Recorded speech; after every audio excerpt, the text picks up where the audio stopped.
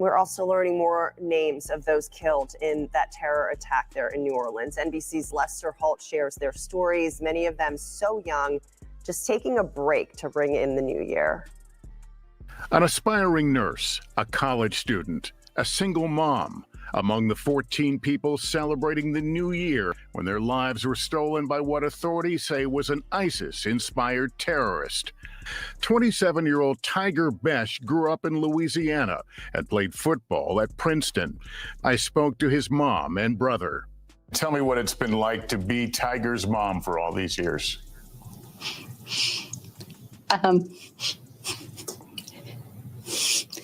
He's been a shining star, a bright boy, a clever boy. He was my role model, my whole family's role model, our inspiration, and now everything we'll do will be for him and through him. Nikira Dado was just 18 and dreamed of becoming a nurse. Her mom posting, "When your parents say don't go anywhere, please listen to them. I lost my baby. Just pray for me and my family." 21-year-old Hubert Gothrow's mom saying he would give anyone everything. Hubert's last text to his family came just after midnight. He wrote, "I love you." Nicole Perez was a single mom. She didn't have a car, so she would walk to work to provide for her 5-year-old son. She told friends she was excited about New Year's Eve in the French Quarter. Drew Dauphin recently graduated from Auburn University. His family saying he could light up a room and that they're suffering more than anyone can imagine. 18-year-old Kareem Badawi just finished his first semester at the University of Alabama. Kareem was 6'5", but his dad saying he still always called his youngest the baby.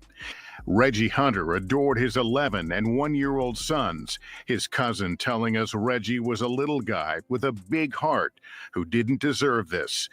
And Matthew Tenedorio had just had dinner with his parents before he went out to ring in the new year.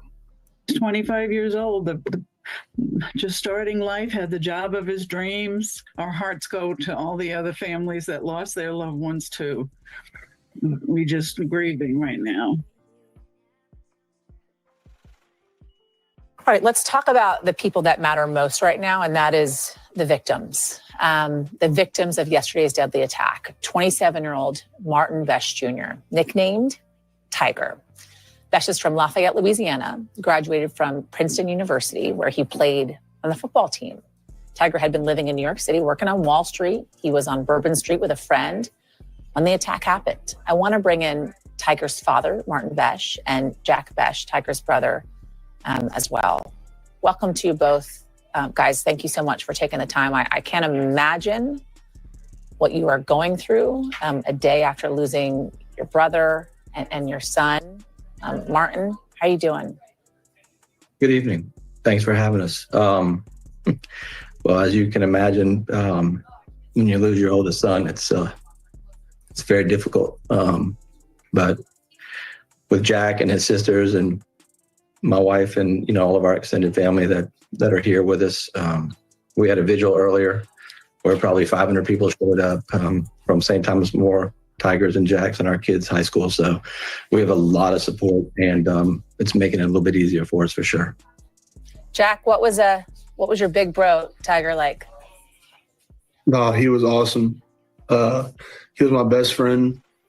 I would say if you ask anybody who his best friend was, so many people would stand up. He was charismatic, outgoing, loving. He lived life to the fullest. He lived 80 years in a 27-year span. He's our inspiration, our role model. He shaped all of our lives, and we're the way we are because of him. And we just couldn't be more thankful of him and everything he's done. And now we have an angel that's always going to be with us. And the first thing I told my family whenever we heard the news was that, my whole family is under Scott.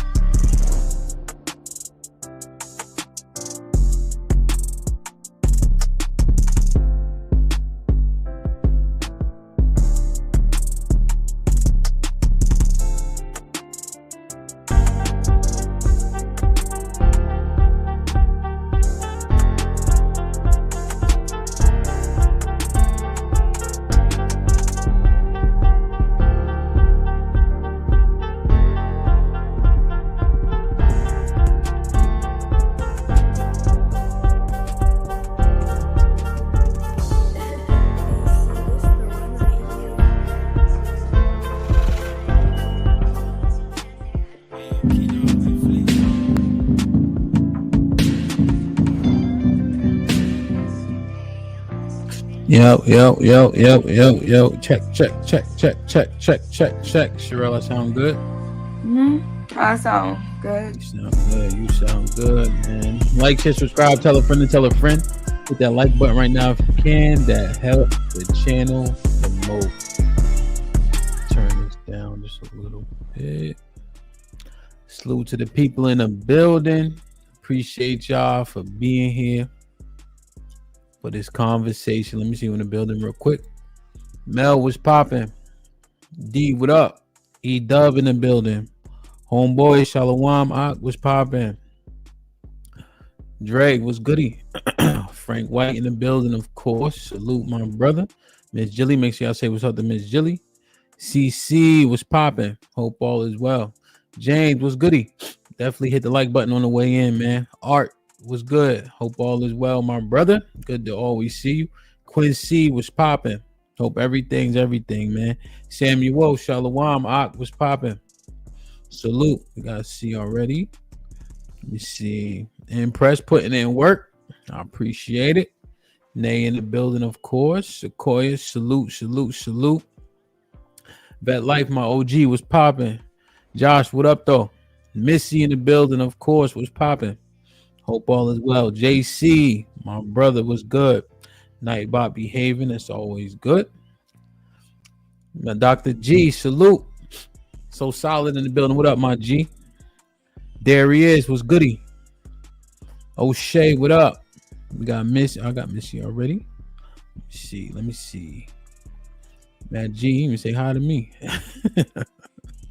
He only hear from me. That's all. He just misses me. I'd be like that sometimes. Aaron, what up? I got O'Shea. Okay, O'Shea rolled up in here. That's what's up. Melly Mel was popping. Salute. Let me see. Sherelle in the chat. Rainbow on time. I like it, man. Like, share, subscribe, tell a friend to tell a friend. Hit that like button right now if you can. That helps the channel the most. Spaces, what up? Matt, it's too late, Matt. You know I'm sensitive.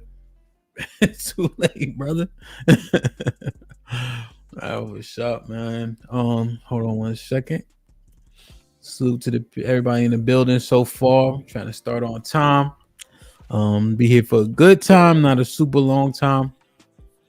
Hope we can get the show in this evening as well. We got 60 people in the building. We got 40 likes. Okay, not bad at all. The second, salute. Make sure y'all hit the like button for us. That helps the channel the most. TBE, what up? Pardon me. Sherelle, what's good, man? How you feeling?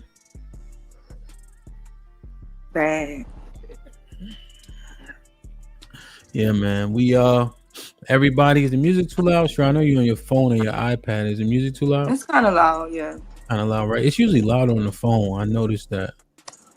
So I just turn it off. You don't hear? It's not as loud on the computer.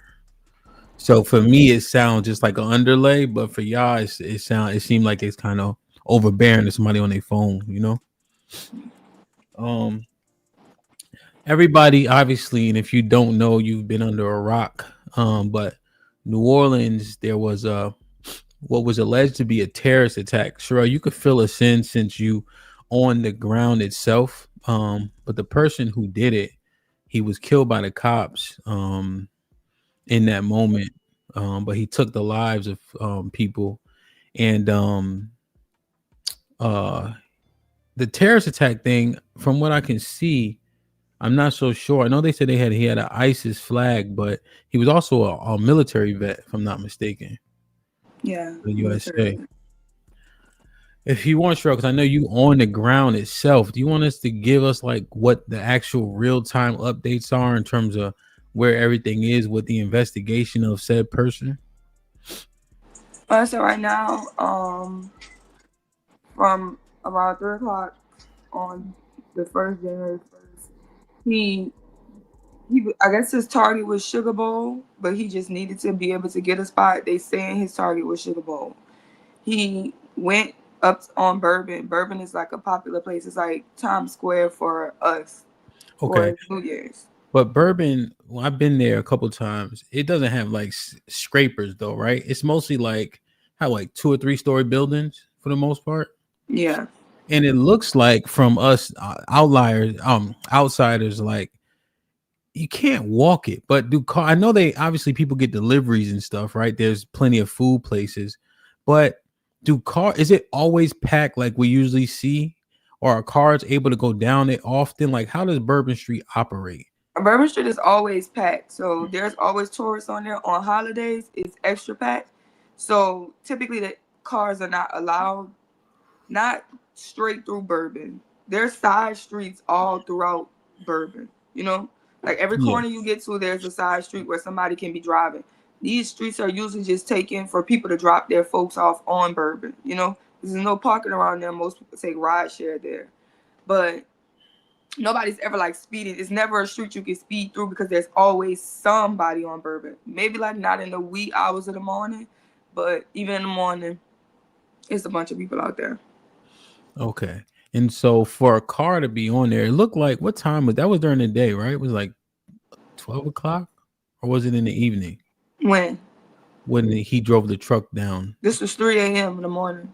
Okay, why I thought it was it's so bright out there, and so 3 a.m. it would be more sparse than normal, I guess more, or is that when the clubs kind of close and clear out? It's New Year's, so at 12, you know, it's going crazy. So like 3 o'clock is just starting. People are just, you know, Yeah. that's a good time because most people are getting out there at 12, so they only been out there 2 to 3 hours. Yeah, that makes sense. And then he did what he did. Can you articulate or illustrate what he did exactly? So I mean, we have more information now. Yeah, So go ahead. they've been following him. They understand that he's been traveling back and forth to New Orleans. They've seen him at least twice. He gets to the Airbnb. There's camera footage of him putting the ISIS flag in the truck. He goes and he circles around. There are actually 4 bombs placed along Bourbon Street, and he had a detonator on him. So even if he wouldn't have died that day, he would have made more. You know what I'm saying? He was going out there to make sure he hurt people. That was what was in his mind. Yeah. So he started driving. He started hitting people. Some people got out the way. Some people didn't have enough time to get out the way. You know, unfortunately, and he eventually ran into a crane. This was unexpected for them to have a big crane in the middle of the street. But typically, if you from New Orleans, you understand they do have it because typically there's a little thing with the light on it. And then Bourbon is always under construction. So they had a crane and he ran into the crane. So once he crashes the truck into the crane, he gets out the car with a gun and proceeds to shoot. He shot 2 cops. So he starts to shoot the police. 2 police officers get shot. Eventually, the battle between him and the police officers end with him being shot dead. Okay. Now he was an American citizen. American citizen from Houston, Texas. And he was what branch of the military did they say? If they did, I missed it. Yeah, but he was a veteran. I think it was Army. Probably so. If I'm not mistaken. And so that's the part that threw people for a loop, you know, because they thinking terrorist attack, but he was a citizen. He was in the military, you know, which kind of, you know, was a little bit I was taken aback by that part initially. Let's rewind a little bit. Your origin story. You're from New Orleans, right? Born and raised. Mm-hmm. So you lived through, I mean, New Orleans, where does it sit in terms of crime for the country? Murder capital, numerous times, always at least top 25, most dangerous. It slowed down around Katrina, but we picked back up. So we kind of stay in the top 10. At this moment, I think maybe 2 years ago, we was number 1 again. Yeah. 1994, the year I was born, was one of the worst years New Orleans ever had for crime. because when people look at bourbon, you know, you go there, you know, there's plenty of places to stay, Airbnb, a bunch of hotels, right? And you go to New Orleans, and you like you know, it looks like it's thriving, right? Because of where you go, right? You only go to one specific part. I remember I found a street called Frenchman, which is pretty cool. How much you froze? You back? No, I'm not froze. Okay. Frenchman Street was actually pretty cool. It had more of a like a native feel. Yeah, a native. Yeah, because the live music, most people go on Frenchman. The clubs out there are more local clubs. Yeah. So like it's like Vassos and things like that. Around the time that you was down there, which was like just a very place for locals to go. So it's like it's not so touristy, but tourists find out about it, of course, and then they go. Yeah. But But it was definitely not more urban. black people kind of like over there, I would say. So that's where the locals would be, even if tourists wasn't there. But tourists show up to be around. Yeah. Yeah, we went. Yeah, just because, you know, we just like met some chick. We just talked, you know what I mean? But it was cool. It was a good find. We took a bus tour, right? And, you know, it's exploring the sites. It was a guy that was on the side of the street. We more so patronized it because it was like a black dude. He had like a van. You know, it was like me and my 4 or 5 friends. So we went and we like, hey, take us, you know, maybe he took us. He said he took us to places where he don't normally go type shit. Mm-hmm. And when you really start getting in there, like it's not Bourbon Street. Yeah. You know, the one thing I was taken aback by was the above ground cemetery. Mm-hmm. I've never seen that before, but that it caused this you know what I mean? It's almost like when you go to when you up north, you know, you can go on, you know, they put everybody underground, and it's almost like out of sight, out of mind, with the exception of the tombstone. Mm-hmm. You know, and I just like you guys are accustomed to seeing above ground. I guess we felt like it was normal because that's just us. You know, we have family members who are in walls. So I know you've seen the fancy cemeteries that people like go on tours with. Yeah. With the big things. But like if just regular us, most likely I'll be in a wall. I'm trying to get in the ground. But you know, they have like tall things that go all the way up, and we just put them in a wall. Because of the city is under sea level so much, there's not a lot of spots that we can just bury people underneath the ground. It's not a lot of digging you can do with a city that's literally supposed to be a lake, a swamp. Yeah, no, 100%. And just driving through, and like I said, everything ain't bourbon, you know, point blank. Like it looks, it gives you like a feeling, like sadden, I guess, right? Because you see how your people, and I say your people, even though I know everybody act like, you know, how they living, you know, and we got projects everywhere, but it was something about it. It just had a different feel to it, you know? And then this was 2016. So this is, what year was Katrina specifically? 2005. You know, so this was, you know, a decent amount of time after. But then you go to the stadium, and I think about a lot of shit, like how people are just living in the stadium and everything, you know? It seemed like, now correct me if I'm wrong, right? This could just be me, but I feel like New Orleans is like forgotten type shit. Like the New amount Orleans of, is always like top 5 for most visited, always top 3 for best food in the world. So we're not. I mean, we get a lot of tourists. We got in the Super Bowl this year, Jazz Fest, Essence Fest every year. Yeah. Mardi Gras is huge, you know. So yeah. I do feel like for as economically and way of living for the natives of New Orleans, definitely forgotten. Yeah, and it's just so, it's how you say, ironic, I guess. You know, like it looked like you got all this money pouring in. You guys had the Super Bowl only what, 6 years ago, 10 years? Like it's been pretty close to where New Orleans had the Super Bowl when wait, did Drew Brees win the Super Bowl in New Orleans? No, but Beyonce performed. I know that much. But I don't know who was playing. Yeah. But you see what I'm saying though? Like it's like all this stuff pours in. There's money left and right. Bourbon is always packed. But then when you really take a real tour, it's like a totally different world. How do you explain that? It's two sides of New Orleans. It's Yeah. definitely a side where different things happen. Like, it's very segregated in that way. This is the tourist area. This is where the natives live. This is where the what do you call them, gentrifiers live. You know what I'm saying? This is where people who felt like New Orleans was too rough live.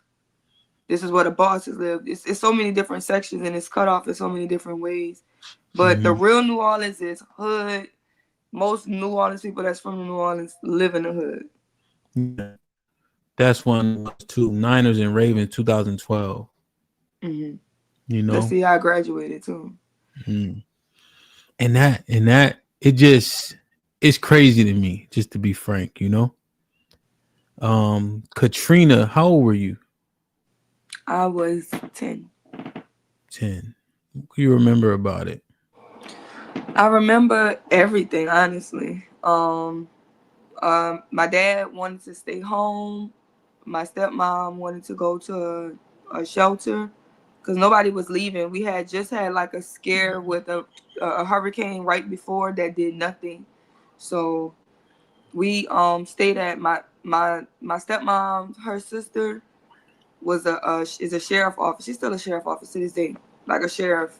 Because we have the police, but we have the sheriff. They run the jails. So we was at the women's prison, prison. So we was there. We just all running around. We, you know, sitting here, enjoying ourselves. We watched the rain. We watched this storm. We watched Katrina happen because we always like, we're going to go to sleep. We're going to wake up all the kids. We watching it happen. We watching the trees and things like that. Of course, we lose power. The next day we wake up. We go downstairs to the first floor. And then it's like a little beach. It's kind of like a beach. It's not higher than the ramp. And the water is flowing. And we all think, okay, whenever they get the flooding, because we used to flooding. Whenever they get the flooding down, you know, it's going to be all right. Everybody started freaking out about an explosion. And as the days passed, we started realizing that the water wasn't going to end. I remember being taller than the fire hydrant. So I'm like, as long as the fire hydrant, I could see the fire hydrant, I could walk in the water. And 2 days passed, the fire hydrant was gone. A couple of more days passed, the water was coming to the third floor. Everybody who was on the second floor had to now be on the third floor with us. And we was pushing toward the roof. There was a guy, he was talking so much stuff like, man, we gonna die in here. And everybody's like, this, you know what I'm saying? Like, nobody trying to hear that. Yeah. He's like, yo, the water, they not come and get us. And we just waited. We waited one more day and he left. So to get out the building, you had to walk through the second floor, hold your nose underneath, and try to make it to the door. He left, and once he kind of started seeing what was going on outside the world, he realized the people in that building don't understand they're going to die if they stay in there. He went and got some type of like roof, pieces of like big piece of thing that fell off the roof, and he came back and he let everybody know what was going on. The whole city underwater and nobody coming to get us. We on some SOS. So all the men, my dad, everybody, they started just taking the women and the children out, bringing everybody underneath the water on the second floor to get them out the building, because there was like a piece of gap within when you open up the doors to leave out to get on the roof, and they brought us to the bridge. We stayed on the bridge for 5 days. It was us, some regular people, and some prisoners, because the prisoners started pushing out. At the time, you could see, you know, deceased people all in the water, prisoners that were still stuck, that was just abandoned, just the whole city underwater, just like people in despair. We stayed on the bridge for 5 days. Eventually, a helicopter did come get me, my dad, and my brother, because we was already separated from my sister and my stepmom. And we went to the airport. We got on a plane to Houston, and after that, they lost energy. So the people was there for the next 3 days because the airport had lost power. Yeah. Yeah. Damn. It's rough, man. What was the rebuild like? Rebuild was hard because, you know, at this time, I don't know where my mom is. You don't know who's dead, who's not, you know. I have a sister You know, my dad doesn't like to talk about it, but in the area she stayed in, a bunch of people went underwater because that was kind of where the levees blew and across the canal. Yeah. So it's 20 years later, we never heard from her or her son or anybody in her family.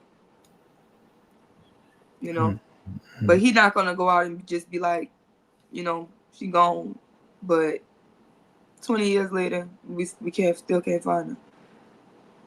So the rebuild is crazy. A lot of people never came back, and even when we did come back, you know what I'm saying? Like trying to rebuild the city has been a process, but it's coming along. But you probably can still go in certain areas and see the Katrina exits on houses. Yeah. Yeah, man, that shit is no joke, man. You know, and you just look like something. And it's why when you said what you said on, was that Friday? Mm-hmm. Like, be kind when you can. It's just like niggas really don't understand or care to understand like what people be going through and how much harder it can actually be for the people around you. Mm-hmm. Especially when we got the nerve and audacity to be complaining about shit that we can handle, or often things that we cause on ourselves. You know what I mean? Mm-hmm.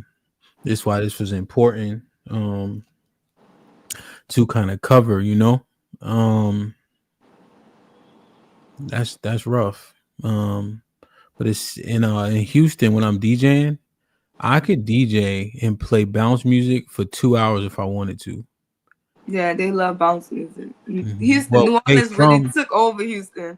They all from New Orleans, or you know what I mean? So if I play bounce music, half the club is from New Orleans. So it's fine, you know. Is that how your family got out here from Katrina? Yeah. Yeah. Yeah. I mean, Houston, cool. It ain't like home though, huh?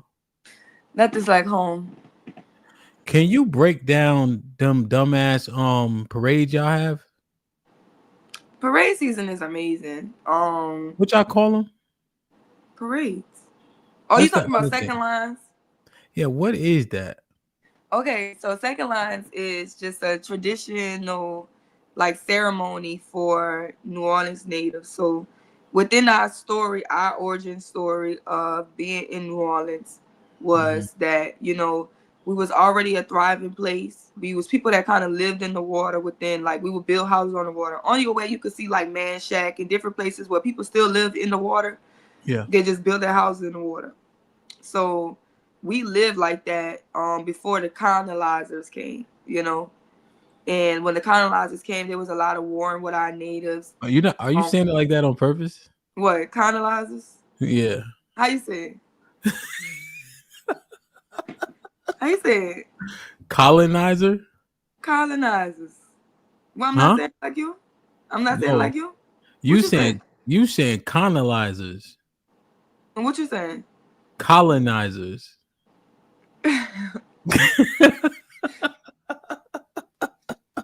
Go ahead. Colonizers. It's colonizers. Yeah. What I'm saying? Could not. You saying gondolas? Gondolizers. Gondolizers. Gondolizers. Go ahead. We're gonna leave you alone today. Go ahead. Condolizers came, you know. So when they came, they fought our natives so much that eventually, you know, it was a lot of them just saying "fuck New Orleans." You know what I'm saying? Because they got tired of these motherfuckers are burning the city down because they could live in water and shit. Nobody got time for that, you know. Eventually, they came up with different treaties to where they had an area and the natives had an area. So when they started, they couldn't enslave our natives. So when they started to bring different slaves from like Haiti and different areas, because New Orleans is still to this day a major port because it's the mouth of the Mississippi. So within that, you know, the natives, you know, they used to let the slaves be free on Sundays. That was always a thing. We had this place called Congo Square, and they would come and they would beat their drums and they would beat their rhythms. And if you understand, like I understand that, Ephraimites, and you know, they could look at Judah and say, "That's my brother." You see what I'm saying? Mm-hmm. So within them, because they moved first, it doesn't understand. They don't forget where they're from. So I know a lot of people have this white man, native, or you know, indigenous looking thing in their minds, but when these people saw their people, they knew that was their people, and what they would do was they started mating with them and kidnapping them. So let's just say my family take your family, and we put you in feathers, and now you one of us. But if I'm white and you black and I put you in feathers, so how could you look like me? But that was a perfect way for slaves to run away. All we had to do was put you in feathers, dress them up in the native costume, and then they started mating with them and different things like that. And that would be a way for them to be able to take in the slaves away from the oppressors. So within that, we celebrate that culture every Sunday. We go to Congo Square, we beat the drums, and we put on the feathers, and everybody has a chief, and we go out and we just give honor to our ancestors, because that is our story, a native story, a story of African, a story of, you know, getting through and overcoming and bringing our cultures together to make the best of what we had. So that's what it's really about. Yeah, you see connections like that often. Pardon me, more often than they like to tell us, right? Like as an example, the communication on the island of Hispaniola, there were Moors, right? Black people that were with Columbus, right? In the dialects in which they spoke, they could understand each other, you know? So the Moors could decently effectively communicate with the natives of the island of Hispaniola. That's not an accident, you know? Not at all. So these people would see each other and understand each other, you know? Because if I'm taking you in, it's something that I can understand about your language. It's the same drums, and that's kind of what it is. You know, New Orleans is the birthplace of jazz music. So I know a lot of people like to say, "Oh, hip hop started here," but somebody had to crawl before y'all walked. New Orleans is the birthplace of jazz music, which birthed into rock and roll, soul, all of these different sounds. So these people was even just connecting within the rhythms, the beat, the rhythm in our soul, and all of that, it resonates different with us. You understand what I'm saying? Within that, we know our people. So there's different cultural things that people, they could never take away or understand, that keeps us connected. And music is one of those things.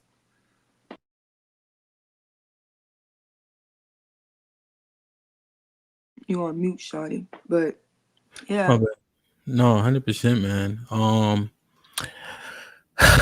The food, man. Listen, I don't know why y'all love eating bugs, but you don't have to if you don't want to. They're like this. There are people from the water. So when you think about people who live on water, they eat what's in their water. And what's in our water is unclean.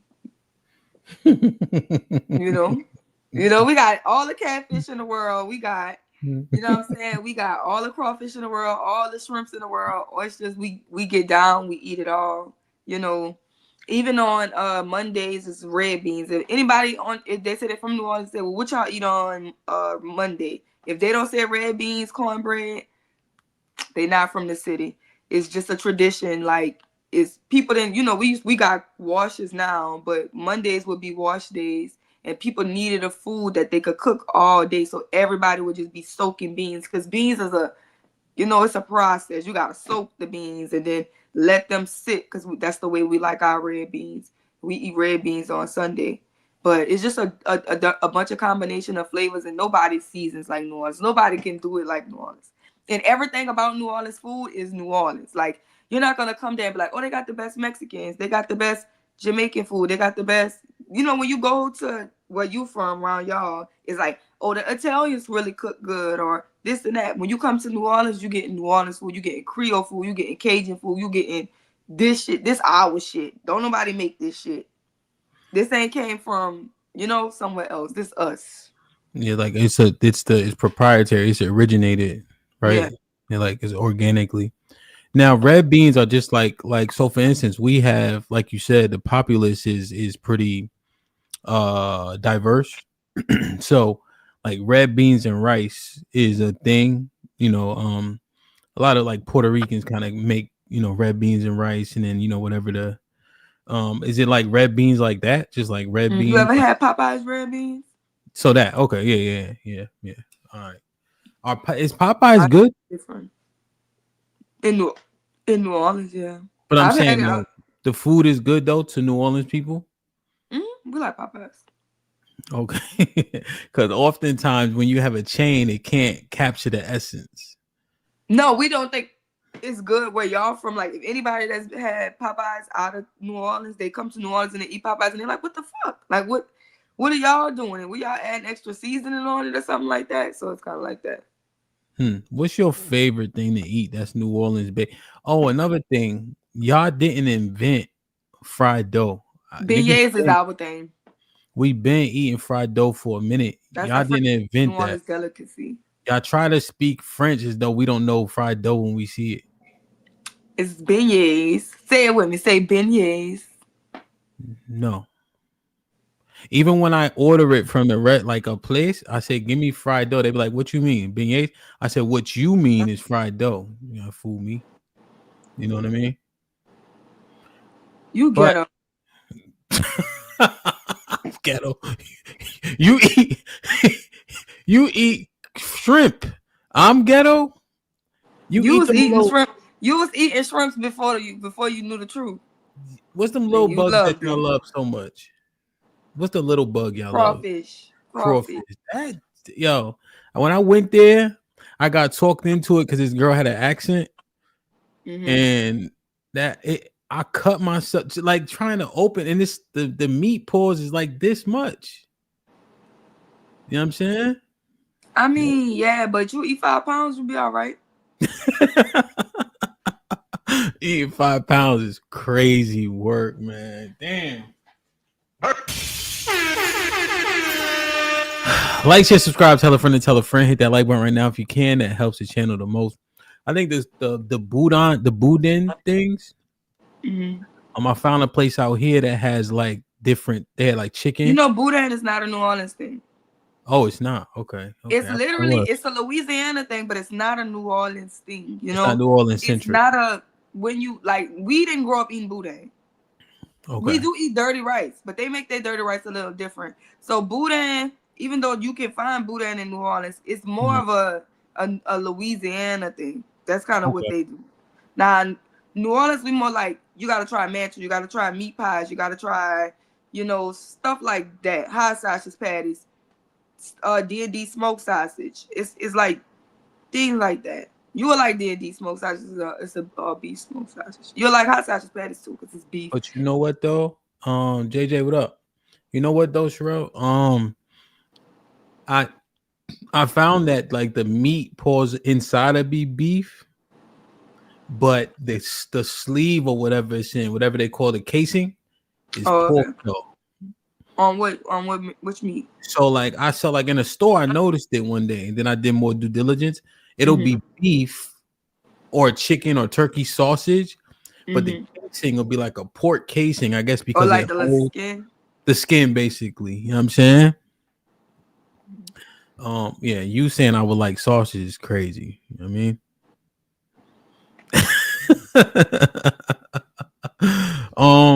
Damn, man. I just wanted to highlight some of the things that are cool. Like the bounce music. So the bounce music, I play it, and then what did y'all call like the horn music? Like Casanova, as an example. Is that just horn? Brass band. There you go. You know Casanova? Yeah, I play it all the time. Because my dad is in Rebirth. He has a Grammy too. At the house. Yeah. Tell him we proud of him next time you talk to him. Yeah, he runs a school like in our castle. I call it the castle because New Orleans got a castle, right? It's the cathedral. You probably been there. But he runs a school like Roots of Music where he teaches like little kids how to play music, the ones that's not in high school yet. Yeah, I do it like this.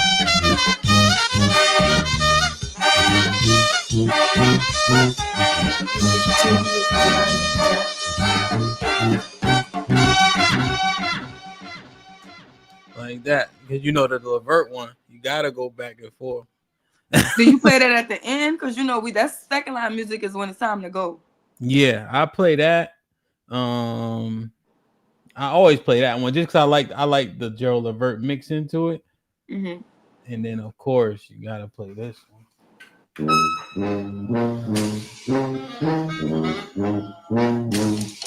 This is our theme song, you know. This is New Orleans. Yeah. Everybody else follow rules. We do what we want. Yo, when I play that, right, Ro? Everybody from New Orleans be running around looking for like a napkin or something. Mm-hmm. So I say it like if I start playing bounce music, I say everybody get your towels, and then they be going. But the New Orleans people already be having their shit ready. Like for some reason they get a bandana out of nowhere. You know. But I appreciate the vibe, the culture, like the energy, you know. So can you break this down for us? Second line and a parade, like what is second line specifically for? Like what does it mean? I mean, of course, like first line is, you know, whites or whatever. So it would just like be the band that follow behind the second line, but you know, we way more popping, right? So that's what the second line is. Even during Mardi Gras times, you have two different Mardi Gras, right? So your first Mardi Gras is the parades, is the festival of that with the floats and the big things like that.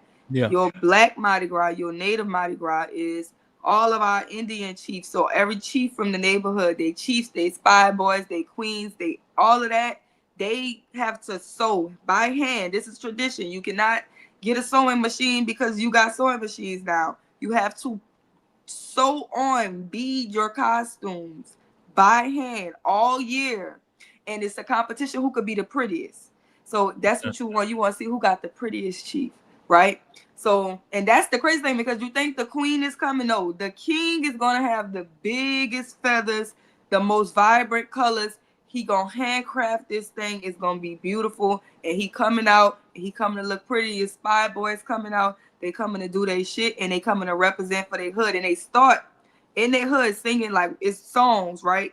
It's old native songs, old rituals, things like that. They get their tambourines and their drums and they beat, and they sing their songs, they fight songs, they marches, and they all march to underneath the bridge to go there and show off the colors to see who did it. Yeah. In all respect and love is beautiful when you see it. We just honored Tony Montana. He is one of the like he is the legend. Like they made a statue of him. And you I would think because of what they read, what it is like they did a second line for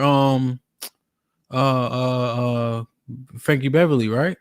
Yeah. Oh, they did it. So everybody will white. And why was they shooting though? They ignorant. They still ignorant. All right, do this for me, bro. Rank these songs, okay? All right. See, there's gonna be some of them that's new though. All right. You got a static too. I got static. Yeah, you hear? Yeah, I got static, y'all. I just got it, or it been happening. You just got it, guys. I got static. Put one in the chat if I got static. They usually be telling me pretty quick too. Hamp, fix this. So, all right, you got this one. My little shorty, she so freaky, she get drunk and put my dick out, her pussy good and her head good with a slick mouth. I'm gonna give it a 10. That's the song that got the whole city on lock right now. All right, Everybody love that so song. that's a 10. I don't like it. It's a 10. You don't like it? I'm saying because he put the kids in the video. I don't like that. I feel like well, he could have cleaned it they up. got them popping. That's why. Yeah. All right, so that's a 10. All right, let me see.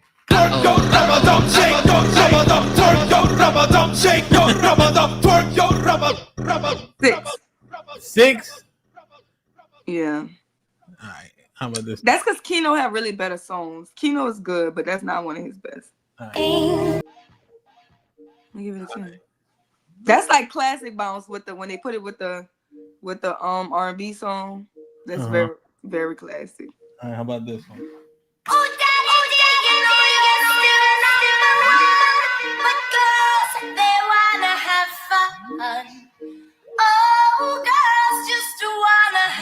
I got the girls going wow, wow, wow, wow, wow, wow. How about that That's a one? 10 too. That's a 10. Yeah. How about this one? Check this out. We about to do this getting ready, This getting is ready, a getting ready. thousand. Check this out.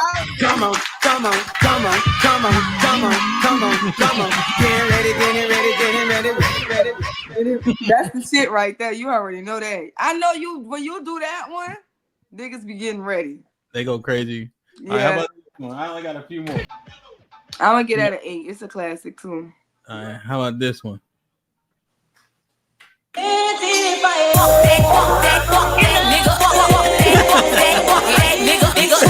gonna get that one a 7. Cause Superbad got a lot of good songs. She was like Artist of the Year 2 years ago.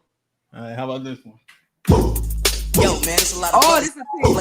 Boy, this shit had the whole thing. Yo, man, it's a lot of The whole dance and everything. Get the gat. Yeah.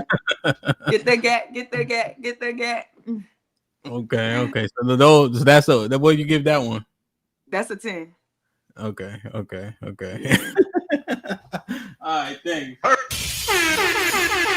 Now I know which order to play them in now. Because you know I just how helped your set. Y'all saw me just help his set, right? Yeah, I was here. We was here. We saw it. I got a bunch of them though. But when I be going fast, sometimes I get into it and I just be boom, boom, boom, boom, boom, boom, boom, you know. But I usually play Get It Ready last though, just because the song's so long, so and they got to do every dance. You know what I'm saying? So I got to play the whole song. You know. Definitely. You know, you got to get the other one too, like Teasy, the one that do the trip out. He got the new song, the outside with our friends. I got that one. Baby. Okay. And then this my favorite one. And then I'm gonna ask you something else. Hold on. Where's my? Hold on. I don't know why I like this song so much right here. Girl, that pussy like, girl, you fall on my tongue like, maybe say, rain on me, girl, rain. Man, hold up, man. That's my Yeah, shit. you like that one? I like Sean. Sean's so damn stupid. Damn, man. Make sure y'all hit the like button if you can. That helps the channel the most. So we appreciate the history. We appreciate the music, man. We appreciate the essence. You know, I think there's one thing that you often say that I want to make sure that we take heed to is New Orleans, the people kind of kept their culture more closely and are able to convey it to the people that's coming after them. You know, a lot of our people, you know, our tradition is oral. Pause. You know, like a lot of our tradition is orated to us. So someone told this person, like, you know, from grandma on down. And I think when we have those conversations about like foundational Black American and things of that nature, that is new to me. But one thing that is very different and so important is that if your grandma didn't live it, you're not gonna see it the same. Yeah. You know, like and it's not in a book. Like, hold on, goddamn. Like my grandma is 86, you know, so the shit she tell me is, you know, so when she talking about coming through the 40s and the 50s and the like, it don't hit the same if you don't have that person sitting there, right? And so that's simply what we want people to understand when they don't come from this land here, from, you know, the you know, from slavery, so to speak, right? Yeah. I'm not really for the like we hear it, you know what I mean? But Right. Just generally speaking, that part does make a difference and needs to be acknowledged, you know. But go ahead, my bad. No, I'm saying like we're not in a book. Like we didn't put all our secrets in a book. It's usually handed down from family to family, even cooking recipes, different things, different superstitions, different things that we do. And it's like sometimes people think that they can read a book about Black people or watch a movie and think that they understand and know what's, you know what I'm saying, know us, but it's so much more to us. It's like a experience that you have to be lived. and which is different everywhere you from, because everybody have a different culture or Yeah. something that they do. Yeah. No, 100%, man. And I think the oral tradition matters so much. It was almost dangerous for a lot of our people to write anything down, right? You know, reading was being able to read or reading was frowned upon. Definitely, You know, but now niggas still can't read. niggas still can't read. It's in that Discord struggling. Like I be telling people I can't read. Don't ask me to read. Yeah. That's why I don't like when you do that thing in the morning. You come What? up in there and get the people going. Oh. Now they typing paragraphs back. I'm like, what the fuck? I'm back. It's high school. Y'all better go talk. Yeah. So, you know, in terms of that, right? I just want to make sure that we acknowledge that and we appreciate that outside of New Orleans, regardless of all the shit I be talking specifically. If we go back, you know, to the tragedy that happened on January 1st, do you mind expounding on that with your specific anecdotal experience and just how close to home it is? Whew. Okay, so when I first saw it initially, I didn't even know it was people from YouTube. Sway, you don't know Mother J, but she's a girl that been around for a long time. Okay. So of course, you know, they hit me up like, damn, I just saw what happened in New Orleans. You okay? You all right? I'm like, cause I slept, you know, through the first the fireworks woke me up. I went outside to see them. It was too cold. I came back inside. So I didn't know nothing that was going on by the time I woke up. In my first mind, I'm thinking like, oh, I'm good. Everybody in my family good. We good, you know? We ain't got to worry about it. As I started seeing like what happened, I have a big thing about watching people, my people especially, be deceased. See what I'm saying? If I know that people gonna die in the mass, I don't want to watch people get hit by stuff. I don't want to watch nothing. You know what I'm saying? So within that, I wasn't watching none of the stuff. You know, I started seeing the victims pop up on my timeline, and I was just like sending prayers for my city. And I was like, man, you know me, I'm like, man, they probably sacrificed some people. They doing all type of shit in the French quarters. They just doing dumb shit. Like, who do shit like this? Like, you know, in my mind, I'm thinking like how he get up the street? Why they didn't have the boulders? We go to questioning everything. Yeah. And it was 10 people. Then they started saying it was 15 people total, right, that died. And it was so many more that was injured. And it was people that was unidentified. And I wasn't paying attention to it because I'm just moved on with my life. I'm over here. Like I'm, you know what I'm saying? Like I be in Discord. So I got a call from my auntie. She said my auntie said, call your mama because your mama worried. She said, your sister was out there. When she told me that, I didn't think she was in the 15. I'm thinking she in the hospital. She hurt. Somebody trampled her. Somebody probably ran over her. Because even within that, you knowing that happened, check in with mama to see, tell mama you okay if you know mama knew you was out there. Because she was at my mama house. She woke up and she called my mom. She told my mama, I'm going. She had my brother bike. I'm gonna bring my brother his bike back. I had it all day, you know. And she left. So she was with my mama. She left outside. She said, I'm going to play the poker machine because she was playing the poker machine out there. So we did that. I called my mama the next day. I'm like, Mom, we go looking for her. I'm going to go see if she at work. Whatever. My mom was just tired. She just was overwhelmed. So she never called me back. And the next day, my auntie called and let me know they had just identified the last victim, and it was my sister. She died of blunt force trauma, and she was hit by the truck. So his family we've been dealing with that. It's just been a shock. You know what I'm saying? My sister have a son. But you know, my mama, trying to be strong for my mama. Like, my brothers was missing too, because she was out there with my brother, and we couldn't find him, so we didn't know if he was a John Doe or he was in the hospital. So my mama was worried about that. Just going out there on top of that, like all my family together, but it's the press, it's the FBI, it's a terrorist attack. So it's cameras, and CNN want to talk, and this want to talk, and that want to talk. And then we were supposed to go meet the president. We had people that did go. My mama, she just not for the lights, camera, and action. And I could understand it, because we still processing.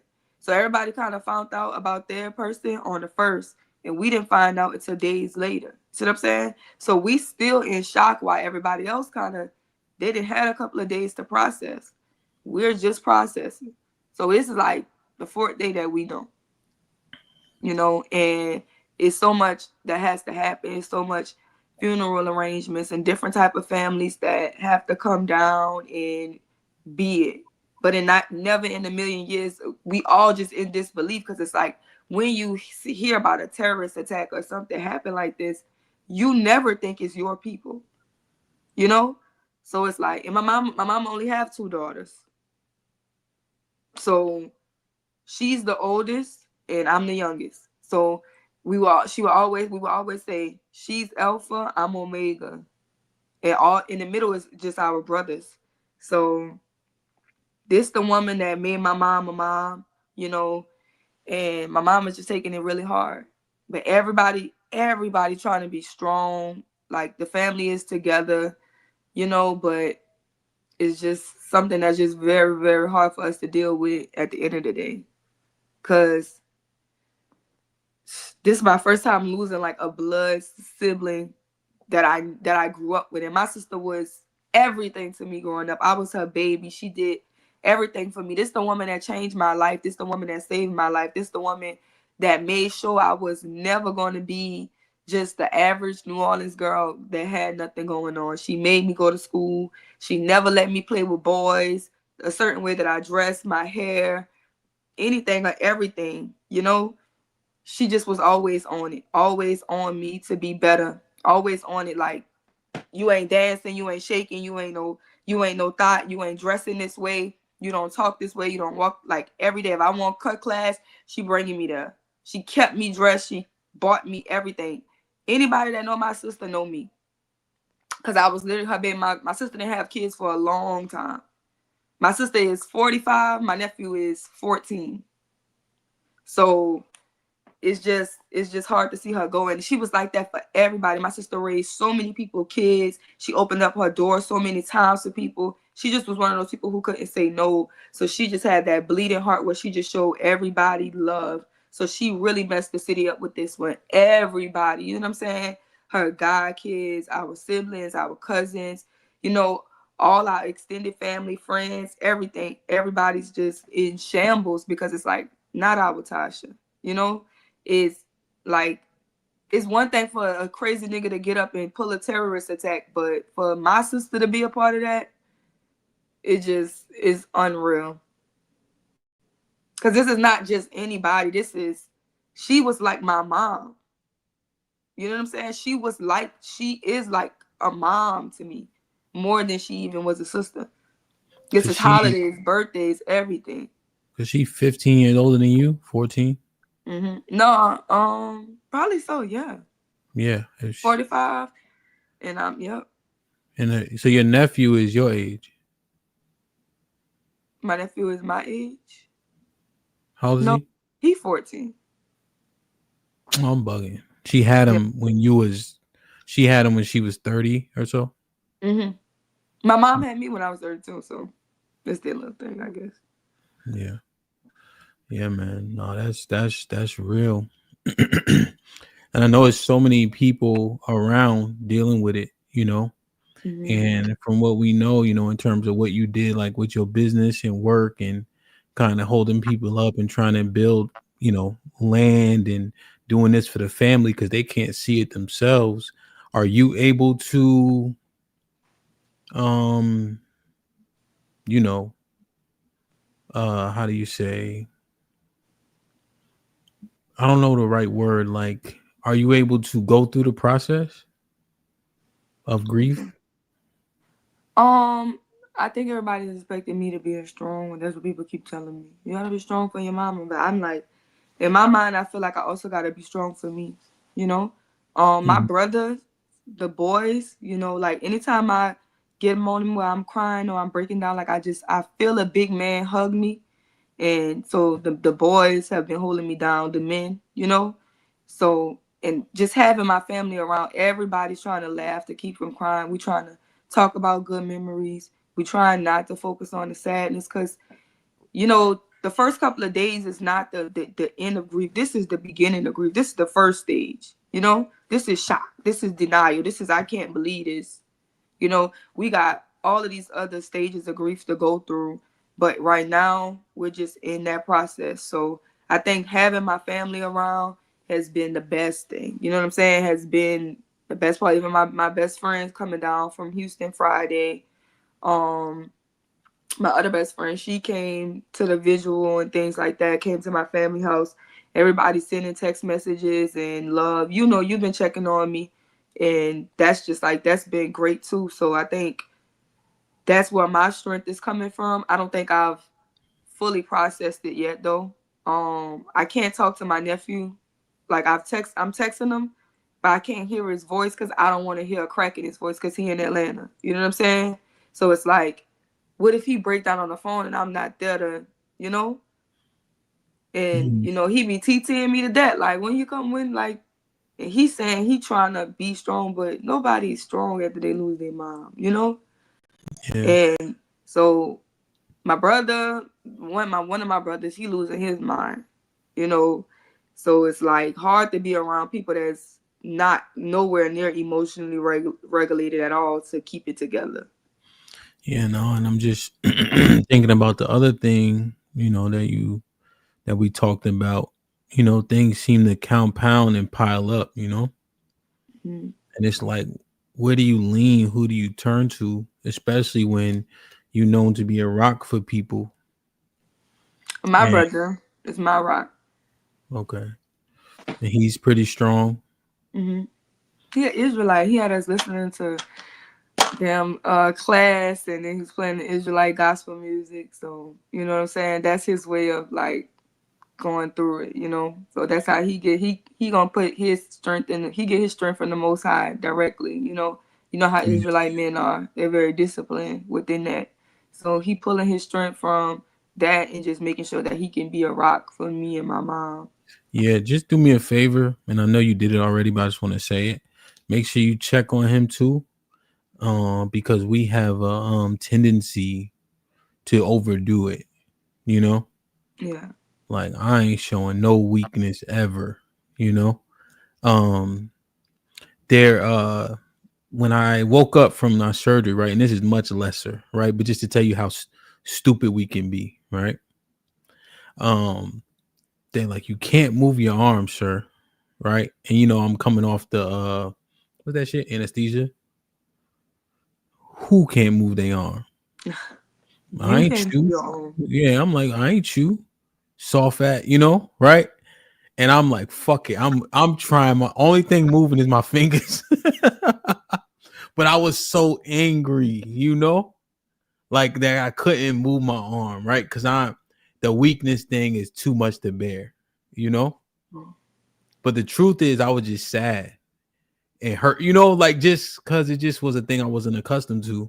But we lean into it and we be a little bit delusional or unrealistic about the feelings, Mm-hmm. So I'm just saying, I'm sure you have already, but you know how Yeah. when you breaking down, they come hug you. You won't see the breakdown, but go hug him. You know what I mean? Not to say you haven't done it, but just to say it out loud. Um, who's with nephew? So he's out there. I got a cousin. Mm-hmm. So do we have like cousins and a brother? So he has an uncle out there and some cousins, a lot of cousins, I guess. We have a group of cousins out there in Atlanta. Just trying to like take him away from New Orleans, just put him in a better environment for is just raising a boy. You know what I'm saying? So that decision was already made. My sister brought him out there to put him in school out there, you know. So he hasn't seen her. So I hate that because I know he was already missing her because it's been a couple of months since he's seen her. And it's like, go from I want to see my mom, I miss my mom, to you're never gonna see her again. It's a different fucking that's fucked up. Yeah. Yeah, that's that's fucked up. You know, let me say this real quick. Just because, you know, if people are coming in just now, I played a few videos early on for context. This is just a news article here real quick. For everybody. Their names and faces have been revealed, and now we're learning more about each precious life through their loved ones. She was about to go to college, actually, in about 2 weeks. 18-year-old Nakira Dita was on her way to becoming a nurse. The Gulfport native was visiting Bourbon on New Year's Eve with her cousin and a friend. Yeah, it really hurt me to see like one of my closest friends like that. Hubert had a passion for baseball before he could even walk. Brooke Gothrough described her baby brother Hubert as a young man with an infectious sense of humor. He brightened up anywhere he walked into. Along the way, we learned of Drew Dauphin, an Auburn University graduate. The 26-year-old worked at an auto plant in Alabama.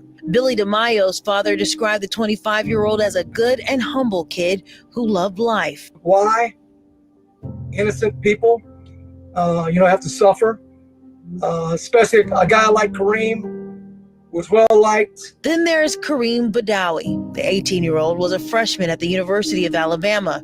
The Baton Rouge native is described as a gentle, kind guy. Metairie mother Nicole Perez will be sorely missed by her mother. My heart is broke.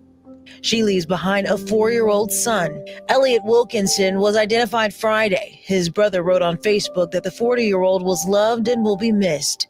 And so will 43-year-old Brandon Taylor, who was born and raised in Marrero. Saturday, Jacqueline Kennedy honored her brother Terrence at a prayer service.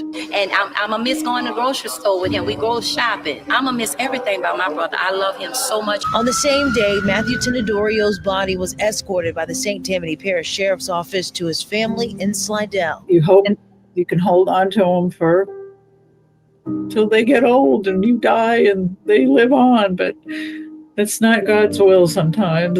And Martin Tiger Besh, a St. Thomas More football star, was kept on life support until his family arrived. God kept his heartbeat beating for a reason. I believe it was so that me and my family could tell him goodbye. Reggie Hunter, a 37-year-old father of 2 from Baton Rouge, his cousin says the warehouse worker loved his family. They're crying. They're feel numb right now. They're hurting. 31-year-old Edward Pettifer was close to the royal family. He's the stepson of a woman who served as a nanny to Prince William and Prince Harry.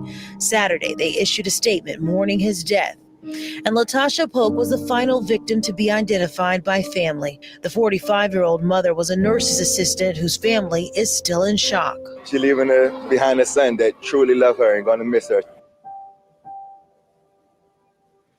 The United Way of Southeast Louisiana is accepting donations for victims of the terror attack. Do y'all have like any one of these or anything? Right now, no. Yeah, I just found out, so everything's still progressing. It just like it just don't make a whole lot of sense.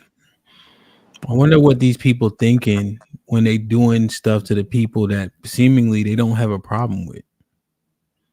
They mad at the government, so you go at people that are unprepared, who ain't there for war. What's the impact? I guess in their mind, they already going out. I don't think when he got behind that truck, he ever felt like he was gonna make it out there. So it's a suicide mission. I know, but it's just so weak. Like, why he ain't run his truck into the police station? Or the Air Force. Or the White House. Like somebody who want to fight. Some type of government building. You know what I'm saying? Like, I mean, he did get out to, like, the point of him having the guns was for him to go through bangy shootout with the police officers, but that shit just ain't last too long. He did shoot 2 cops. He managed to shoot 2 cops. Yeah. No, it's real, man. But we just gonna uplift everybody with the prayers as much as we can. But you know, the stages of grief is definitely something that we could talk through. And because I think that's one thing that I think is real, like the stages of grief, you know. Mhm. And I think people just need time, you know. Mhm. Yeah, no, that's the proper terminology. Soft targets, right? It just seems so soft targets. There's plenty of hard targets. Plenty of hard targets, but I don't know. I don't know the mind frame of these, like, mass murderers. You know, I think, like, a lot of times people try to make it seem like, oh, black people do it to black people, but it's not mass. It's people get angry because they get in disagreement. You know what I'm saying? Me and you, we get into an argument and we fight or we shoot each other. That's one thing, but to get up and just go harm a bunch of strangers and, like, I'm sure, like, his plan, I'm sure, was to do more damage than what he done. Oh yeah. Big time. You know? Big time. Like you said, the bombs that never got set off. Yeah, they had to go out there and detonate, like, 4 of them. Yeah. Damn, that's 4 bombs along Bourbon Street. You know how many people that is? You know? How many people were injured? I didn't see that number. Like 30. Yeah. They have a man, his, like, every ligament, like, is broken. Leg or bones? Like, ligaments. So not the actual bones, but the ligaments. So, like, everything is just flopping around. Yeah. And I want to be clear. I'm glad Tiff said it. Just to reiterate, a coward going after one person is enough, you know. Definitely. But it said 14 people. Is it 15 now? Right? Because I know people are injured. Yeah. You know, 30 people injured. And I just want to also show, well, just say, like, people are pretty resilient, you know. Mm-hmm. It's always, you know, you have this many dead and a whole bunch injured, but still. And I just think it's just, you remember Sandy Hook? Yeah. So it's in Connecticut when he shot the kids. Buffalo. That's even worse. Yeah.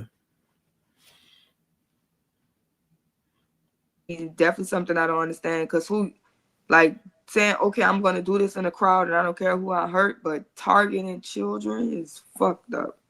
Like, literally going to a school, really. Like a elementary school.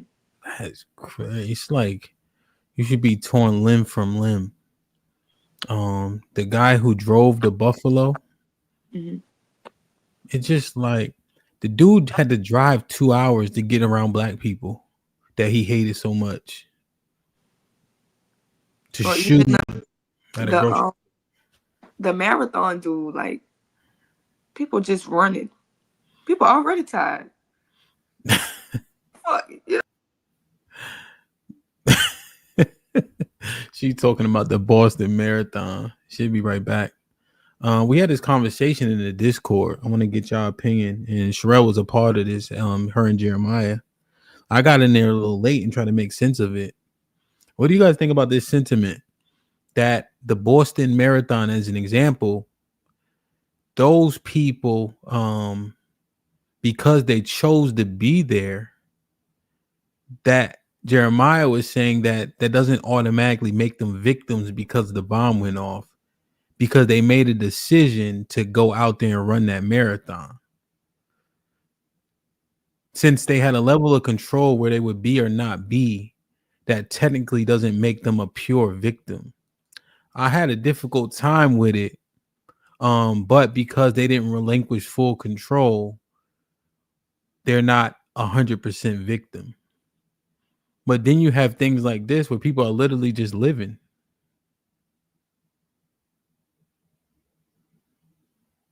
Yeah, like that was, you know me, I was the one giving the pushback, right? Because it's like we gon' somebody was like, why was she out here? That's what somebody asked about my sister. Yeah. So we wondering why they out here instead of worrying about why this nigga did what the fuck he did. We can't breathe. We can't walk. We can't have fun. We can't talk. We can't dress nice. We can't drive nice cars. We can't do anything that would make somebody else want to do something to us because us. So where do we go? Yeah. Why we gonna run away from, like, we gotta stop the whole world from living for the few people that's just out here fucked up. Nobody's expecting no shit like that to happen. That's why she out here. Yeah, you can't do shit, right? Like, and I was trying to make sense of it. Because I just think, like, could I have done things differently? But your sister was out there playing poker, right? Or would you say the poker machine? Mm-hmm. I assume she go out there all the time to play the poker machine. But my mama, like growing up, my mama and my daddy, they love playing the poker machine. Like just regular, right? Like Regular just regular old woman shit. You know what I'm saying? And I was just thinking, remember when we were having that conversation? Because this is uberly pertinent, right? Based on what happened. You know, I carry my weapon to the grocery store, and I do think about Buffalo, you know. And if ever there was a time that something like that happened, I would feel, and I'm saying feel, and who really knows, right? They had you know, AKs coming in there, right? So, you know, the gun I have on my hip, I'll be outmanned anyway, you know, outgunned anyway. But I would think to myself, if I had it on me as opposed to if I didn't, could I have changed anything? Right. But that doesn't mean that eliminates me from being a victim, you know? Because hindsight is always so clear. It's always 2020, right? Because of course I'm thinking, man, I should have got up and brought her because my family was having something way on the other side. You know what I'm saying? On the other side of the room. I'm like, man, I should have got up and told her to come over here. Or, man, I should have got up and did this. Or we all start thinking about what we could have done differently to not make her not have to be out there that night. You know? Yeah. And that's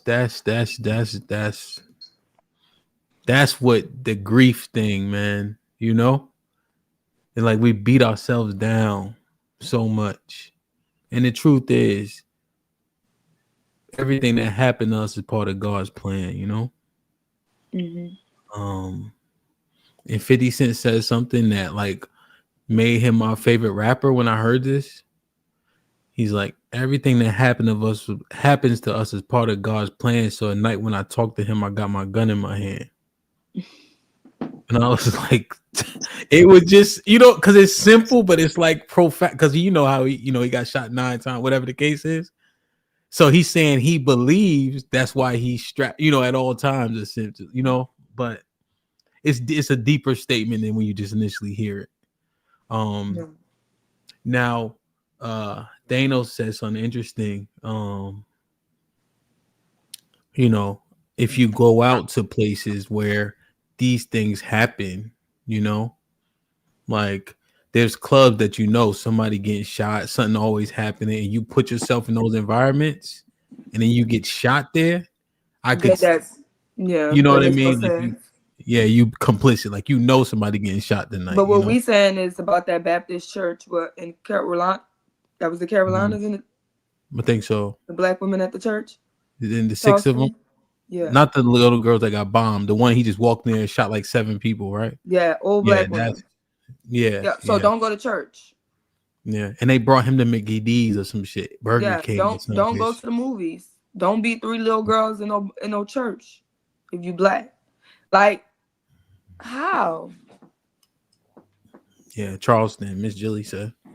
Charleston. Yeah, man. That's one of the Carolinas, right? South Carolina. Yep. Yeah, man. It's it can get real fast, man.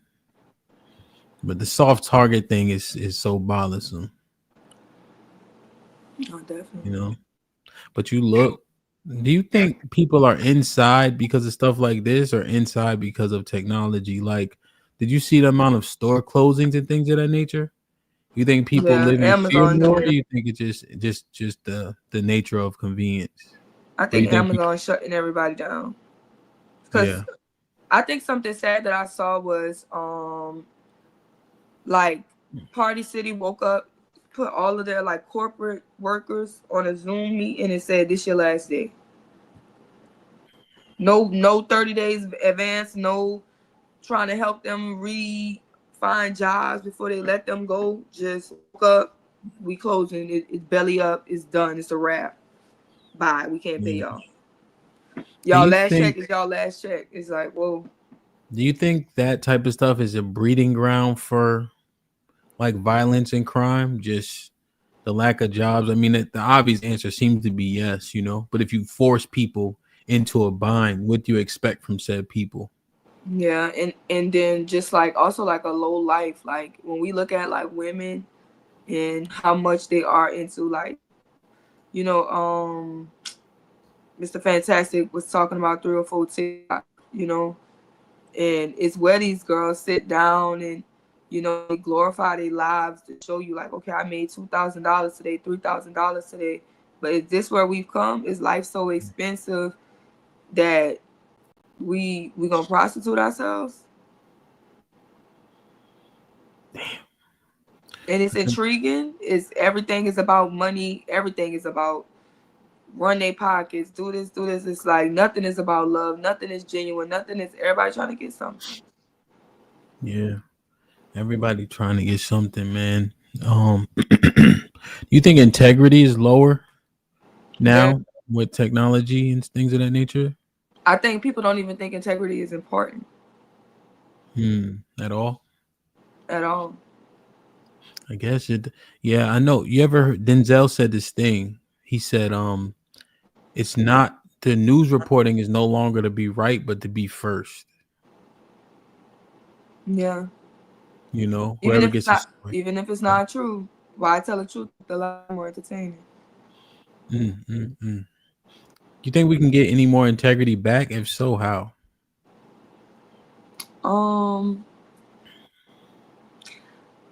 At this point here, it's gonna get better. I think it's gonna get worse before it get better. I think a lot of times we've been talking about, oh, these the last days, but what do we expect them to look like? Yeah, 100%. Men wanting to be women, women wanting to be men. Bunch of kids gonna be born, not to wives. These women won't be wives. Violence, crime, homosexuality, boredom. If they say the end of the world is a prostitute. Yeah. Whore herself out. If that's like the biggest thing in the world right now is just sex sells. Remember they said we trying to come up with an R&B singer that don't sell sex. We couldn't name one. Kelly Price? No, right now. Oh. R&B singer? Right now? I would say Ella May is probably the closest, maybe. They said she not from America. That was Okay, so she was eliminated. I tried to say Jasmine Sullivan. They was like, she just made the hotels. And she did. But she was saying more like a song. Her have the song saying like the hoes be winning. So she kind of feel like she needs to be a hoe to win in this society. Yeah, she would be the closest then. Yeah, hers. You know, hers cool. Yeah, I like her. I like SZA though. do like SZA. Yo, I wish I never saw what's her name? The one with all the tattoos. Tattoos everywhere. Summer Walker. I wish I never saw her. Because her Because music would be good. yeah, like her I voice, can't the listen music. to her music either. Even though she's a great singer, her life story is just so I can't listen to it because she's stupid as fuck. Yeah. Yeah, man. SZA got this song. It's called but the lyrics are so gangster, it's crazy. You know. You talking about Bill? I'm starting. She's starting to grow on me too. I did like her first album. I just never got. Always like so heartbroken, and I don't really like deal with a lot of heartbreak, so I don't really be listening to heartbreak anthems. Some people are always heartbroken, but she got this one song, man. I love this song. There's Nobody Gets Me, You Do. Yeah. Yeah, I was gonna ask you something. I forgot. Yeah, I like Ari Lennox too. You know, stuff like this, when integrity lost, we so desensitized. Snooze, that's it. Great, thanks, Granny. With tragedy like this, is like we so desensitized all the time. You know, like we just see stuff and we have very little care. We may have a response, but we have very little care, you know, and it's never close, you know. But when it impacts someone who at the very least, y'all love to hate. Right? Let's say y'all don't like Sherelle talking points. For the most part, y'all know she got entertainment value, and we even have a level of care for the people we see every day. Like the well wishes I got when I got the surgery, I could tell overwhelming majority of them were authentic, you know? People actually gave a shit, even though this is the internet. Yeah. And so I just hope that when they see a tragedy such as this, you know, it's closer than you can ever imagine. Close to somebody you see every Tuesday and sometimes Wednesdays and sometimes Friday, right? So I just want to make sure that people understand that, right? Those people that you see that you just flip the channel, they got people. Yeah. They got brothers and sisters. They got lives. Definitely. Because this changes, you know, everything for everybody from this point on.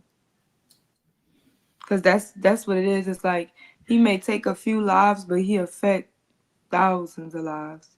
Because all of those people have families. Yeah. All of them.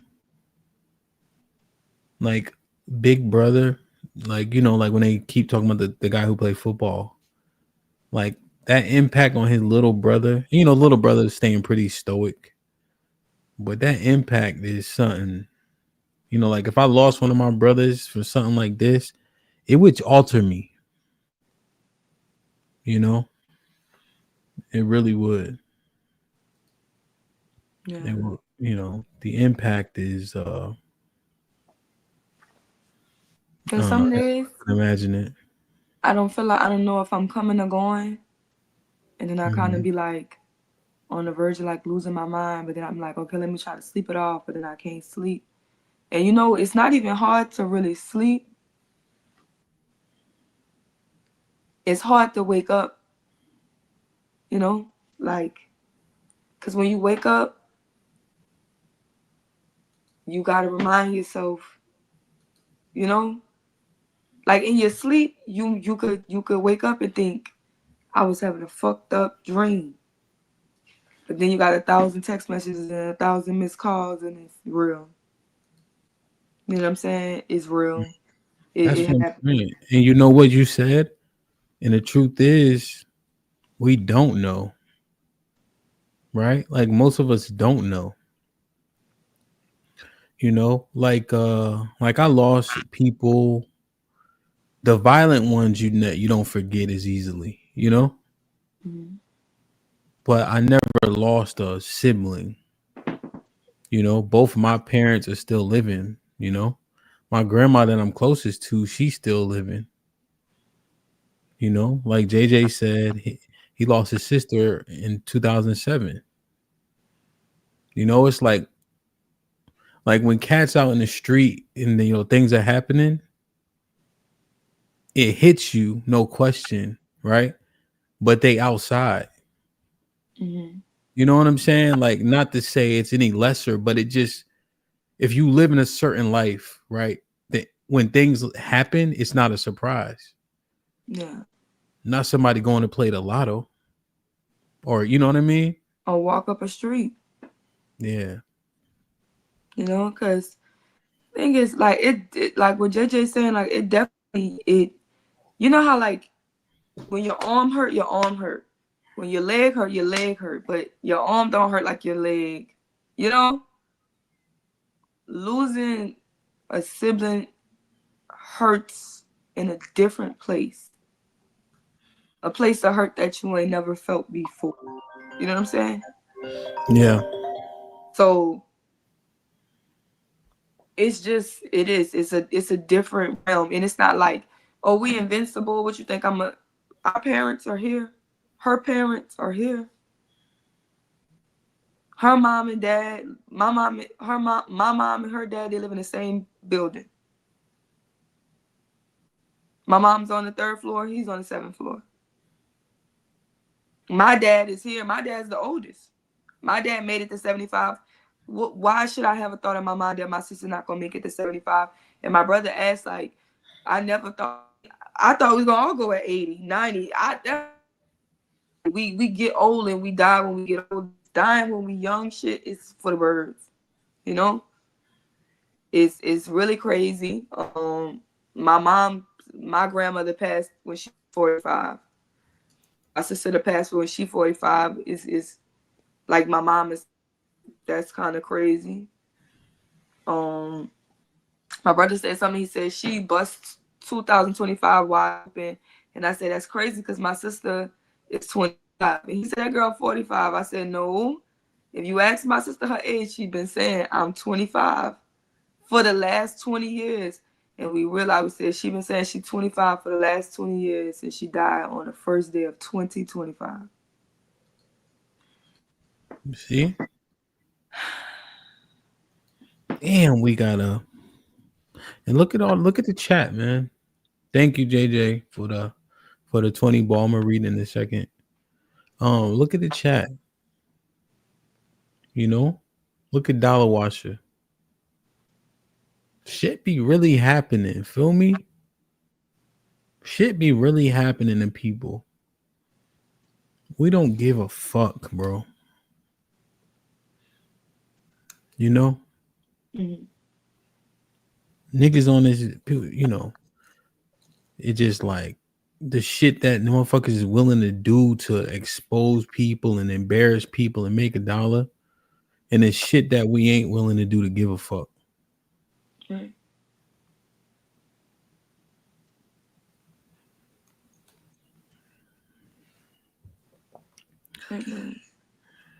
You know? And let me be clear. I think more people care than we realize is what I mean, you know? But we just don't have the conversations enough. How many people ask you how you doing? Right. You know? I just was thinking that life be life, and I think sometimes when we on the internet we get lost in trying to be everything to the world or be perceived or be perfect. Oh, you better not have this, you better have this, you better have your real hair, you better not wear lashes, you better not be overweight, you better not. And it's like, boy, you're gonna kill yourself trying to be everything to the world. Be everything to the people who love you. Cause family gets you through. A lot of this shit, when it's times like this, you really see who really down for you. You know what I'm saying? People who really reaching out for you, who you on their mind. You know what I'm saying? They see your post, they checking, they calling, they coming to see. You know what I'm saying? They feeling it because you feeling it. You know what I'm saying? And that be the wake up call. I think a lot of times we focus on who not there. You know what I'm saying? A lot of times we'll hear somebody say, oh, when I went through this, nobody was there for me. And they can count on all their fingers and toes and hands, all the people and things they done for people, and those people who wasn't there for them. Me, I'm different. I pay attention to the people who is here. Pay attention to the people who is calling, who is checking up, who is, you know what I'm saying, who I am on their mind, showing up like, and they just trying to be here for me. You know what I'm saying? No matter, how much they can't take the pain away. You can't stop me from hurting. You know what I'm saying? But you can do the best that you can. Like, it's so many people trying to help out with funeral arrangements and just, because we still, it's people calling like, what can I do? I need to do something. You know what I'm saying? I want to help somewhere. It's my sister calling from everywhere. Like, what can I do for your nephew? What can I do for the funeral for your mom? Like, everybody just really hands on deck on just showing love. So, like, that's appreciated. So I could speak on that in a positive way, because I'm not too focused on the people who not checking or who not coming or who not trying to help, because it's an overload. Every day I wake up to 100 text messages, 100, you know what I'm saying? And this is real people, because people on YouTube don't really know like that. You know what I'm saying? Yeah. If they follow me on Instagram, they know, but this would be YouTube's first time understanding that. They knew about the thing in New Orleans, but they didn't know my sister was one of the victims, Yeah. So just in the real world, I've been getting, messages.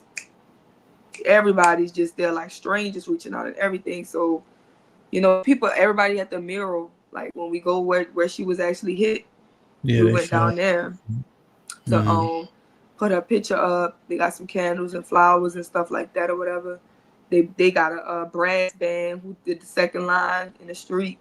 It's just people out there, you know what I'm saying, that's just, going out there to show their respects and stuff like that. So I think that's beautiful. Yeah, no, hell yeah, 100%. And they showed her at the end, right? That was her. She was She's the last. literally the last. I think they did it in order. Essentially, So, yeah, it's tough. I just, just check on people, man. I think, YouTube itself, it's a big portion entertainment. We need to turn it more of a portion to edification. And if it's a community, then we got to stand on it, Show more love, because you never know, like, when the last time, I never felt like the last time I saw my sister was going to be the last time I saw my sister, So it happens. You hug people tight, you love them right, you treat them right, be kind, spend as much. And that's kind of like what was my purpose of coming off the road, is that I felt like I was, I chased the money, I chased the bag, I chased that, you know what I'm saying? But I was losing out on the quality time, you know what I'm saying? But being with my family. And it's like, I've been gone for the last 7 years, and then I come back off the road and my sister gone, and I can't get that time back. In which, we can't think like that, because life has to move, but it's just all about having a balance and making sure you love on your people when they're here and give them their flowers when they're here. And my sister know I loved her, you know what I'm saying? She know I did. She know I was there for her. And that's just, I'm her baby. And I know she loved me.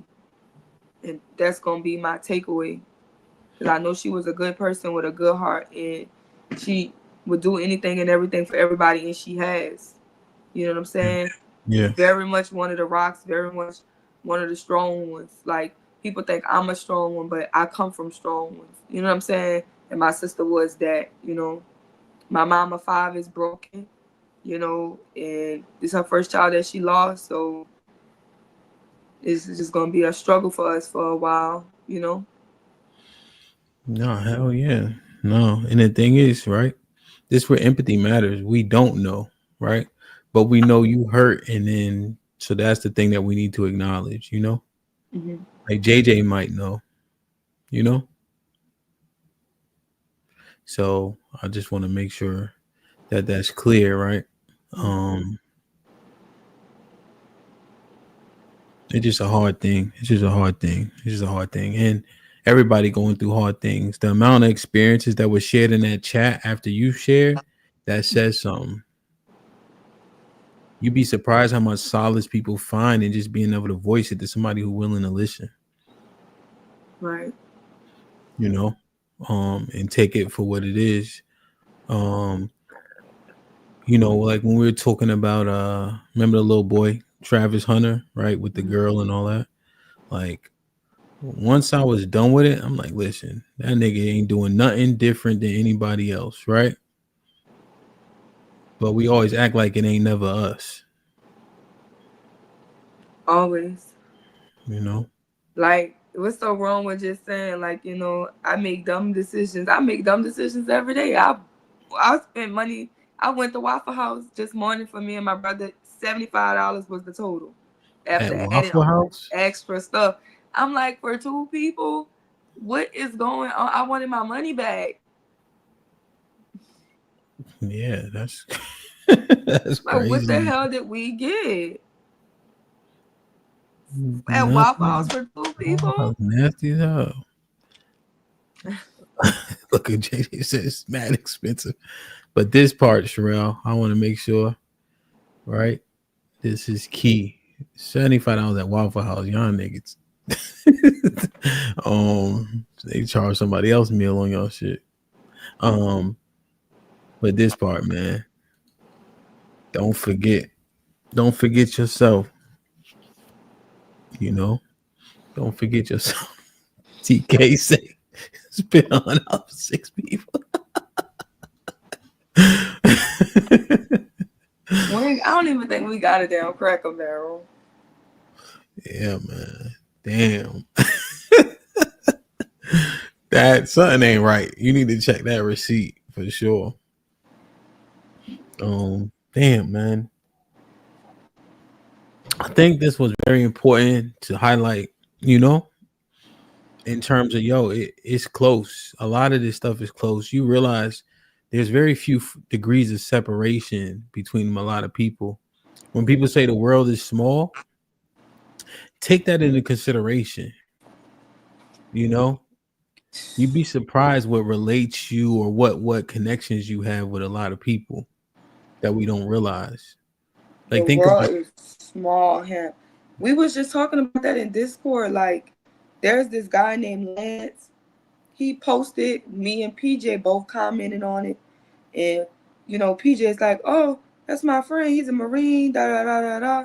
And I'm like, he's like, oh, that's my Lance. How do you know my Lance? And I'm like, we was best friends in high school. That's actually my Lance. And I sent him a picture like when Lance was young before he was a Marine, he was skinny. I could beat him in an arm wrestling match. This nigga's super strong now.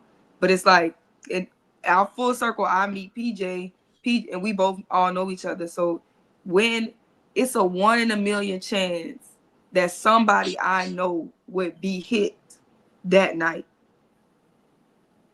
it is my sister. The world is too small. I don't believe we got that many people. Because why shit keep happening to my people? Yeah. Hold on. You can put it, just leave it right there. I'll get it. Thank you. Yeah, man, that's just, it's real, man. Keep everybody close, man. And at the same time, you can't save or protect everybody. And I think that's where our grief really lies. Like, what could I have done? And the truth is, it's out of your control, you know? But that's okay. And it doesn't mean you have to hurt any less or get over it more quickly. It just is, you know? So I think what Miss Jilly said, I think Chakra said it, you know, like you said on a couple Friday or last Friday, be kind when you can. I think that includes you too. You know, when we going through the thing. Yeah. So what's up, Jay Miller? Cause shit be real. Shit get real fast. No, definitely. You know, and just on the first of the year too, that was just a shitty way to bring in 2025. I felt like in the first place, you know what I'm saying? I'm pretty sure everybody felt like that as just like a terrorist attack on the first day of the year was just shitty. You know what I'm saying? Like, but to understand it, you know, and that's going to be forever. Every year they're going to do something. You know what I'm saying? This is history now. They're going to put this shit in a book. This is, you know what I'm saying? Like, Yeah, 100%. Yeah, Jay Miller, her sister was the last victim identified for the New Year's Eve terrorist attack. It's crazy. And Sherelle said that she died of blunt force trauma, which means literally that truck. This part is important, man.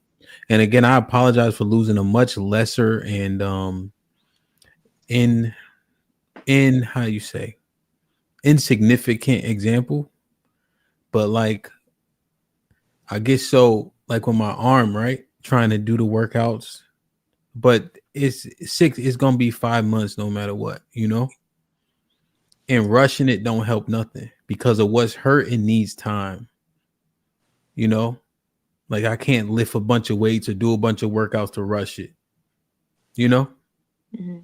And I liken that very insignificant example to what we dealing with in terms of grief and losing a person, you know? Yeah. So, oh man, shit get real fast. That's for damn sure. No, definitely. Damn.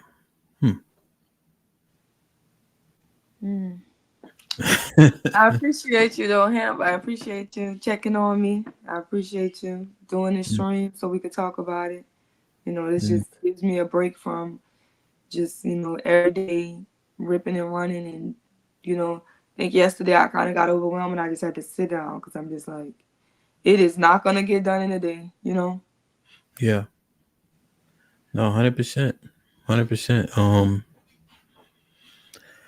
And when they say, you know, Uncle Rico say it's over, you know, there's times when we having a conversation, I'm like, yo, ain't nothing we can do, right?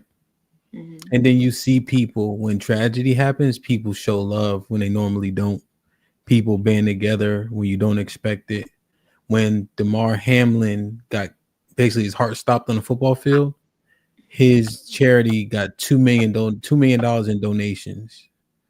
Right. You know, you said when you were out on the road, all the men, the majority of the men would make sure you was all right without asking for anything, without wanting anything. As much love as y'all show me, you take, you know, Tiff, did you take your medicine? Did you eat? Nigga, did you put the show extension on? Fuck them niggas if they don't pay. Like, just you know, Marcus hit me as an example. You know, he inboxed me before you know, the New Year's so-called, right? Yo, good job, XYZ. Mel said, hey nigga, no more diving. Like, you know, just all the stuff. You know, when Strata had a thing that he went through, you know, we was up in the Discord talking while he driving, you know, just different shit.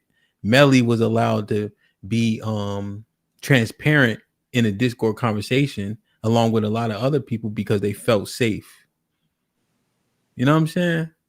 So there's a lot more good shit than we acknowledge, you know, like all the brothers in my chat, you know, the ox in my chat, you good, this and the third, Shalom, you know, they donate, you know, Ezekiel changed his job, but remember he do 50 memberships in a day.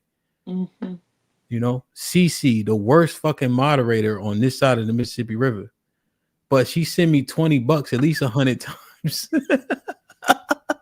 You know what I'm saying? Like it's a bunch of good shit happening. You know, I'll look back after I do my interviews, right? Miss Jilly be checking the shit out of them. Well, if you know how Hamp do interviews, then you would understand XYZ. Or hey, he don't look at the chat while he doing the interview. You know what I mean? Like just letting them know, you know. Leslie, I ain't see Leslie today. He'll check them. You gotta say please for the link. Matt, you gotta say please for the link, you know. Leslie's a boy? Huh? Leslie's a boy? Yeah. You know. Leslie? He told you that? No. my auntie named Leslie. So yeah, I think that's one of those names that go both ways. But it's just mad love, you know. Like Will, like the first few people to ever send me a super chat. You know, I'm just pointing out You know, like look, Caesar's Palace right here, right? He donated $2,000 to the last event. He ain't asked for no credit. You know what I mean? It just all I'm articulating is a lot more good shit, but we don't acknowledge it. We only acknowledge the bullshit quite often. Feel me? Yeah, no, definitely.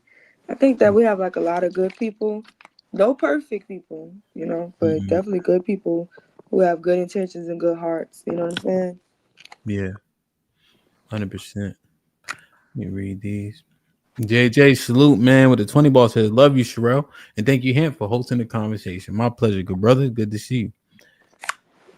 Terrence, what up, my G, with the $10? Say for Sherelle. No, yeah, definitely. I'll give her 4 out of the 10. I got you, Terrence. Tay with the $2 says, keep your head up, Sherelle. Indeed. Li with the $5 says, Sherelle, you look good today. Salute, Hemp. Li must just got here, I think. See, the Palace with the $10 says, Sherelle, Hemp has built a community so strong that when it's raining outside, you always find someone in here you can lean on for strength. Much love to you and the family. Real shit, man. We might fire it up again, Sherelle. You know. But I think I'm gonna let this one live just as it is. You know what I mean? Yeah. So I think we did good. You know, I went back to DC to visit. Remember, I filmed the episode of Black Seinfeld Chat, or at his store. You know what I'm saying? Like real, like buildings. So everybody, I might fire it back up with something different. We hit the POV tonight, but I'm gonna let this one live just as it is. I think it was a very dope and important conversation, and I want all the messaging that happened from today to marinate. I hope people watch it back and understand the sentiments that were shared. Yeah. Cheryl, any final thoughts? No, just I appreciate y'all. A lot of people have already been reaching out to me. You know, YouTube is definitely my extended family. I do love and care about y'all. You know what I'm saying? So I spend a whole lot of time here. Okay. So if I didn't like y'all, I would not be here. You know, a lot of trolling, a lot of arguing because of, you know, this the play field that we're on. But, you know, we spend a lot of time and it's a lot of love. So I really do appreciate y'all. I appreciate you, Hank, of course, you know. Thank you, just, you know, just making sure, checking on me. I think you was the first person I told, you know, because we had talked about it, like my mom was stressing about my sister not showing up. So when they found out, I just was like, damn, Hank, it really was her. So that's that. If anybody wanted to donate, they could just send it to my Cash App because somebody asking. I'm put it in the chat if y'all wanted to do them, because I don't think anybody really, you know, focused on that part yet.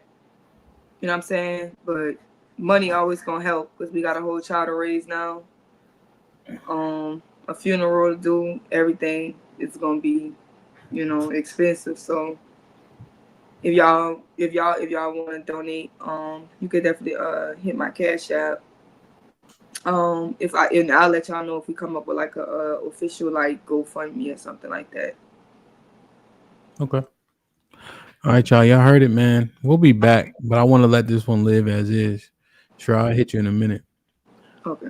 I love y'all. I appreciate y'all. Be safe and do the right thing, man. Like, share, subscribe. Tell a friend to tell a friend. We out. Yeah.